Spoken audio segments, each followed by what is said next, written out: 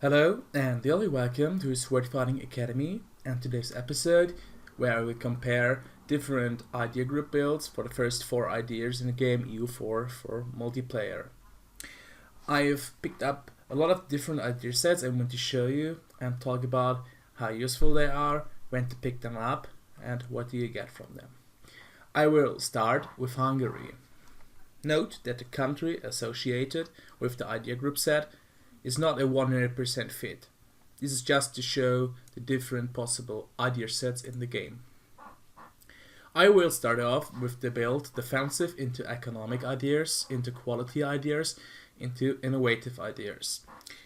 Defensive ideas are usually a great opener when you are facing a difficult early war, considering you're starting with yearly army tradition +1 and 15% morale, which is around 20% morale increase. 20% morale allow you to stay longer in battles and with that win the battle. If you're winning the battle in the war, you cannot lose. Note that you're still able to run out of manpower and money, but as long as you're winning the battles, you're winning the war. This idea group has mediocre or slightly below modifiers after the first 2 ideas and a horrible policy set. But you get additional pipe and land leader maneuver, 5% maintenance land modifier, cheaper forts with improved fort defense, reinforced speed, which can be really useful because after 4 phases of reinforcements, you have gotten nearly 150 more troops. So after 3 reinforcement phases, you get 1 additional reinforcement phase. Land attrition minus 25% is really nice too, because attrition can become way stronger right now in certain places, like the Maghreb Desert, for example, the lower parts like here, Jarid, Fezzan, or in India in the monsoon area. As the finisher, you're getting attrition +1 for the enemy. This is followed up by economic ideas, which gives you a 10% tax modifier, cheaper buildings 10%, inflation reduction, interest per annum if you're taking loans. I recommend taking loans if you want to improve and get bigger as soon as possible. Autonomy change is really good considering you're getting more reform progress with the amount of autonomy you have. A land maintenance modifier for 5% and 10% production efficiency 10%, and as a finisher you're getting 20% development cost. With this you're able to use your spare monarch points or spawn institution way easier. Considering that economic and defensive ideas do not have a great policy, this is a kind of weak point because economic ideas is a great place for policies, but defensive ideas, as I already mentioned, are not that good policy-wise. Quality ideas should be the third idea then, because the quality and economic ideas is the best military idea in the game. 5% discipline. You start off with 10% infantry combat ability and additional 1 army tradition per year.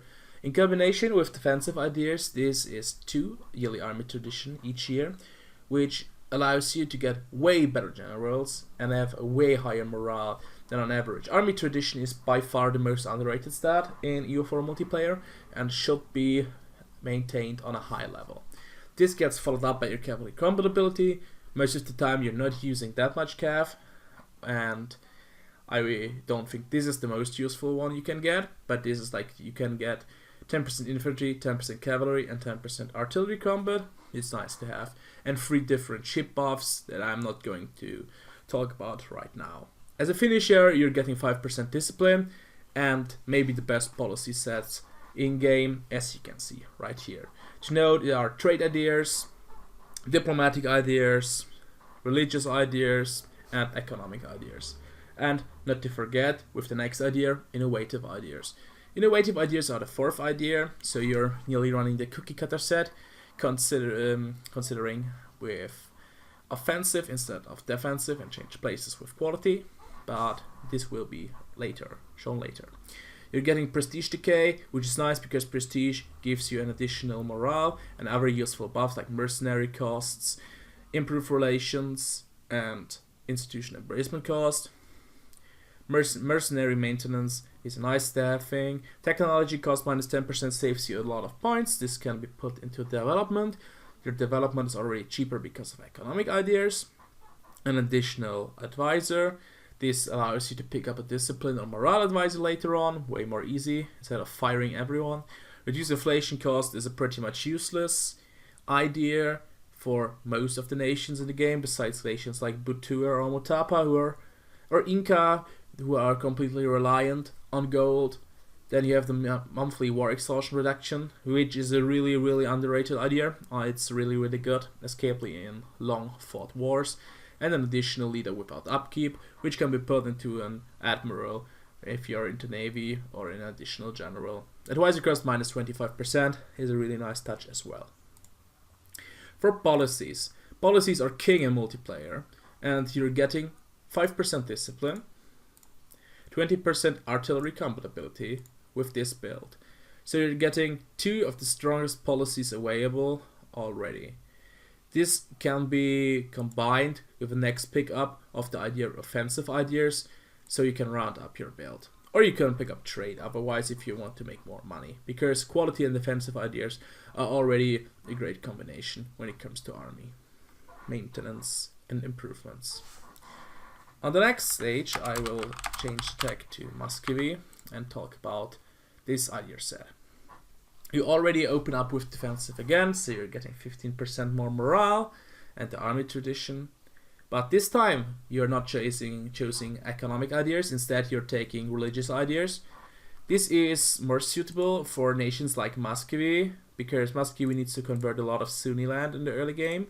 Or if you're, for example, changing religions from Sunni to Orthodox in the cases of the Ottoman Empire. Religious ideas got a hard nerf this patch. I've already thought about that in the idea group comparisons. But I can see religious ideas being a pickup in cases like Muscovy or the Ottomans, for example. Or maybe even as a Coptic nation, because it's an amazing CB at the end with the US world. You're getting missionaries, missionary strength against heretics, and the stability cost minus 25% modifier. This one is really good. It can be really useful when you're considering stab breaks and truce breaks.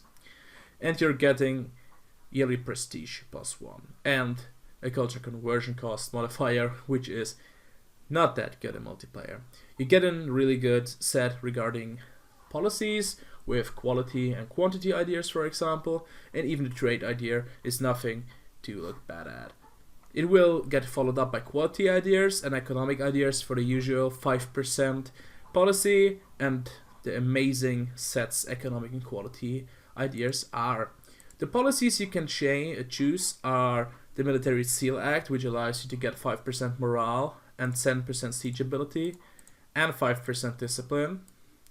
And as you can see, most ideas that are picked up with defensive ideas are not that good in multiplayer.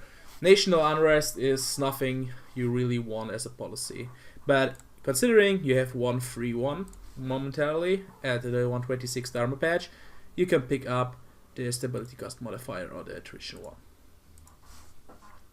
To continue with the next deck, we are going to the home of Paradox Interactive, Sweden. Sweden can open up, for example, with quality ideas. So you have the really strong infantry combat ability, which is a really good fit with the 20% infantry combat ability that Sweden already has from ideas. And with that, you have an army that on the first look is not that strong because you have no direct discipline or morale bonuses, but a 30% infantry combat ability. From the modifiers, infantry combat ability is maybe the strongest combat modifier you can get, because infantry is always the main part of your army and will always consider it the backbone of your army. This will be followed up by economic ideas, offensive ideas, and innovative ideas, and is otherwise known as the cookie cutter build, because you're getting the most out of your build with a small investment.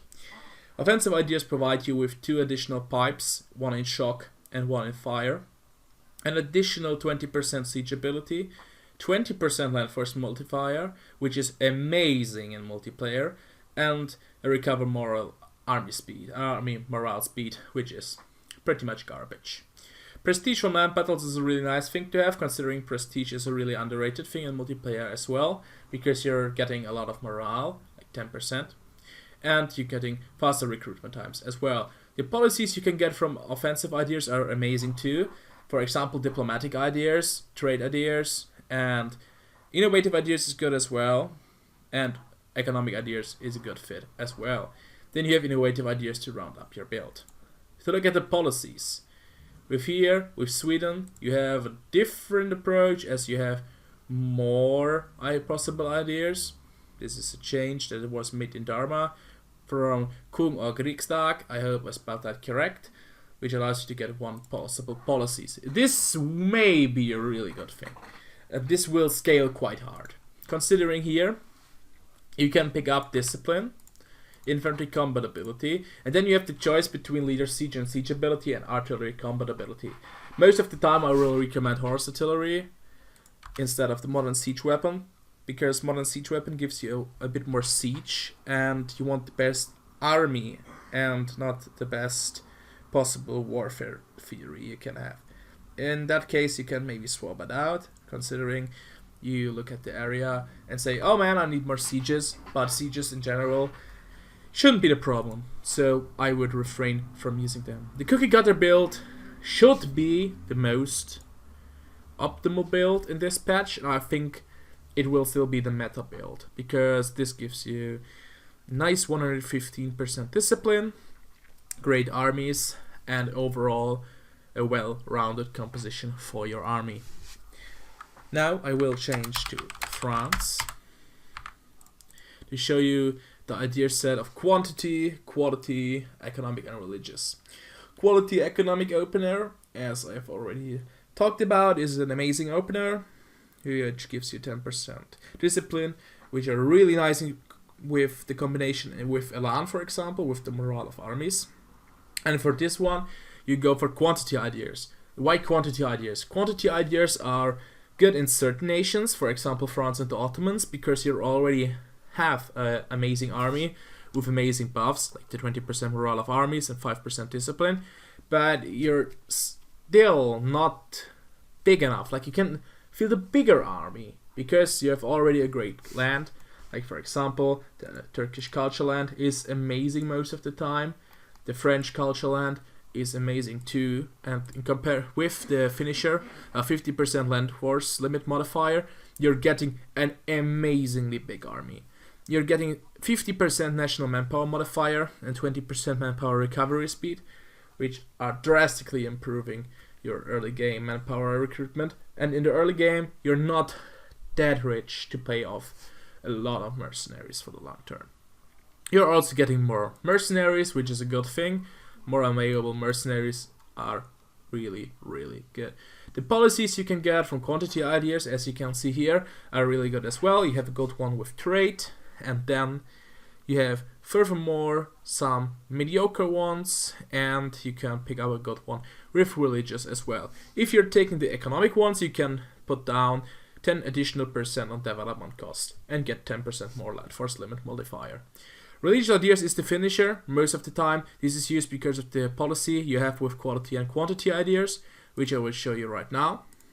You have the 5% discipline, which is pretty much staple in every build. I would recommend going for that as fast as possible. Latest should be the third idea. And then you have 15% morale. This matches with defensive ideas, the 15%. And this may be a build in certain places that can beat the cookie cutter build. It takes another road, but you're paying weaker generals for a bigger force limit and more manpower, and a slightly worse morale most of the time when compared to a defensive build. With this, you still have a good agriculture cultivation policy, so you can use for different policies. I will change to the Ottomans right now to choose the next idea group. This is quantity religious, quality economics. This is a swapped version of the French tree, which starts with quantity because the Anatolian tech group is the strongest in the game, besides High American, which is not obtainable without custom nations. So quantity ideas allows you to abuse the power of the Anatolian tech group in combination with the Anatolian and Ottoman tech, and opener ideas for 5% discipline. And with this, you can pretty much run over everyone. With religious ideas, you can convert faster, or maybe choose Janissaries. Janissaries are not a good thing, take note. Quality ideas and economic ideas are pretty much self-explanatory at this point, and I'm going at the policies. This has the same set as already shown in France, so I will not go over this again. This set is rather good on nations that are a bit stronger than other nations at the game start. So I think the Ottomans are the only really real nation I would consider picking it up. But if you're playing the Ottomans and you're not getting coalition to death, what is your multiplayer server doing anyways? Defensive ideas should always be the better opener. But this is an opening that you can consider because it's really good. And for some players, it's really close to your traditional start in a single player game when you're not going for world conquest. For a kind of change of pace, I will change the tag to Venice and talk about the tab I choose for Venice. It is a starter with defensive ideas because you're fighting a lot of hard wars early game.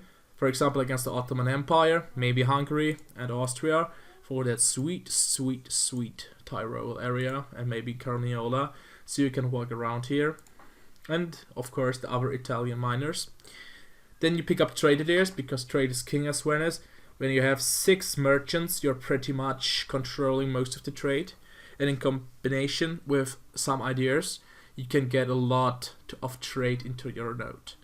This will get rounded up by quality and economic, and with this you're getting also the amazing diplomatic policies of trade ideas. You're still getting the 5%, so you're a bit weaker at the military side, but you're able to pick up an additional merchant and 20% trade efficiency, which is really good. At this point you have 7 merchants and 20% trade efficiency and 25% trade steering, which is getting an even higher grade with the statue of monopolies, with trade and economic ideas, and this gives you 30% trade efficiency overall and 10% production efficiency, which makes you a really wealthy nation. I would consider this build. If you're not that well known with multiplayer, I would change up trade and economic ideas in that case, because this build is a build that is not going for the most efficient army, but it's usually a well-received build, exactly for newcomers, because not for everyone it is so easy to manage your economy and money. You need some time to learn how to manage money in multiplayer, as it's a bit different regarding mercenaries and so on. I will make a change to a completely different idea set, the tech of Portugal. I have gone with a really heavy naval focused build. I would only recommend this build if you're playing an AFK colonizing style with Portugal. This starts with exploration ideas, which are pretty much self-explanatory. You start with a colonist, the conquistador and explorer allowance, then colonial range, settler increase, which are pretty much self-explanatory, tariffs, additional colonist, and naval first limit modifier. This is the thing you're aiming for with this build, because overall you're getting a lot of naval first limit modifier with these first 3 ideas of expansion, maritime, and exploration. As you can see, you're getting a 50% here, and later on you will see you're also getting an amazing policy with expansion and maritime for first limit. This idea group set is aimed for total domination on the sea. I would not pick it up as England, but for a nation as Portugal, which will be horrible on land anyways, you can pick it up to defend your colonies and provide a great naval supply. Looking at the policies, you're getting the colonial expansion, which can be a good thing considering you're AFK colonizing. I would not recommend keeping it up at some point. Then you have this one, naval first limit modifier, global naval engagement, and blockade efficiency and privateer efficiency. This is a really nice combination for getting more money, and you can get more ships into battle. This is also getting supported by maritime ideas, where you are having more ships and you're having blockade efficiency, better pipes, and with the combination of naval ideas and maritime ideas, the both naval ideas, navally focused idea groups, you're getting the strongest possible navy you can get. I would recommend this pickup only in cases like AFK colonizing Portugal, and maybe in some cases on Islandist Japan or Indonesian nation. But I would recommend picking up different starts. I will go to England now to show you a different build. Exploration, innovative, quality, defensive.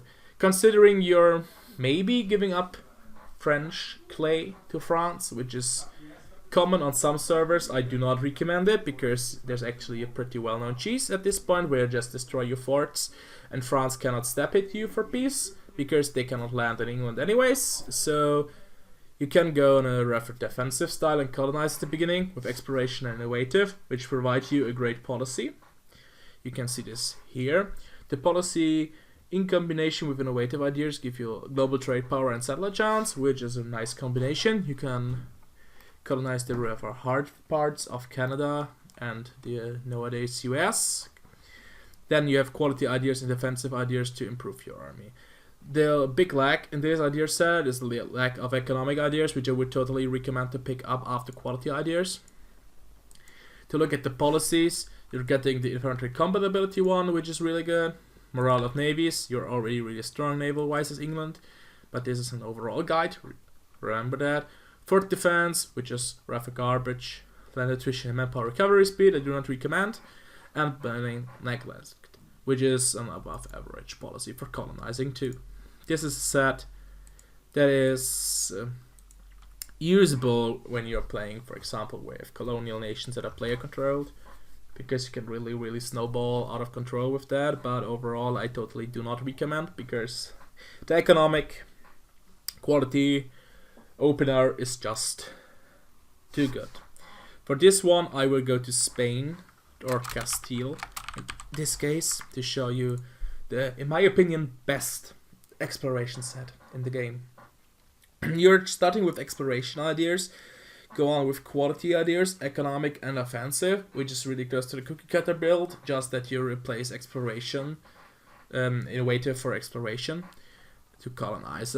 Spain is, for example, really good at this, because then you're getting 5% discipline, 10% artillery compatibility, and the tariffs. Tariffs are really weak early on, but tariffs are a really sleeping giant, and tariffs can get really OP in the late game once you are controlling most of the new world and the modifiers for tariffs are getting higher. This build gives you a strong army with the policies, and you have additional amazing stats from quality, offensive and economic, so your army is also strong. Note that exploration ideas will always make your army a bit weaker, because you're choosing an early pickup of a diplomatic idea group, so don't expect to win against a cookie cutter build or someone who picked up defensive and quality ideas with economic and innovative. This won't work.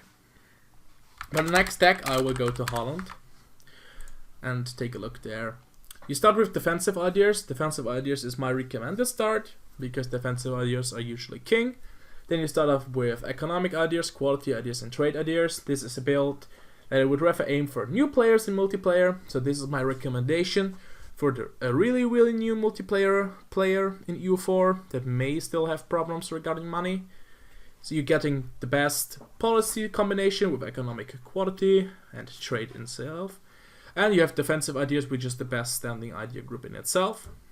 And then you can get the 5% discipline, 20% trade efficiency, the merchant and trade steering, additional trade steering, trade efficiency and production efficiency, which makes you get an amazing set early on. This is rather good for newcomers, but this is not the well optimized build you can have. The next deck is the antagonist of Sweden, Denmark. Denmark starts up with quality ideas into economic ideas, offensive ideas, and trade ideas. This is another build that is focused with trade ideas. I can recommend this for newer players as well, but overall it's not a maximized build overall. So you're getting a lot of good policies. Note that trade efficiency and movement speed is not a policy you will want to keep for long, but this gives you a nice increase of 40% overall with discipline and artillery compatibility. Then, for the next nation, we will go to the attack of Poland.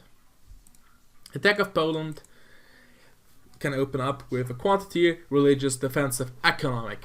This is a set that may be used once you start, for example, with the Ottomans.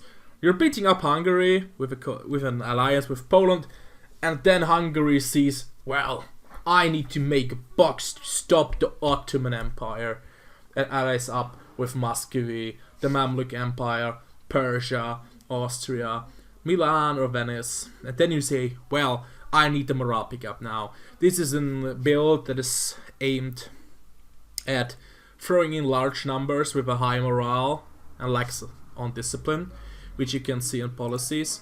You're only getting 10% morale and rather bad policies. This is a bit bad build for policies, but you're getting quite good ideas from the ideas itself.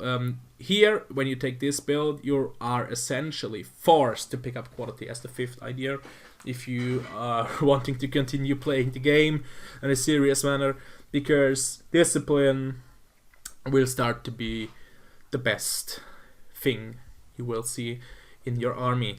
Considering when you have this point, you are at Miltech 14, 15, and you can pick up the 4th idea at Admin Tech 14.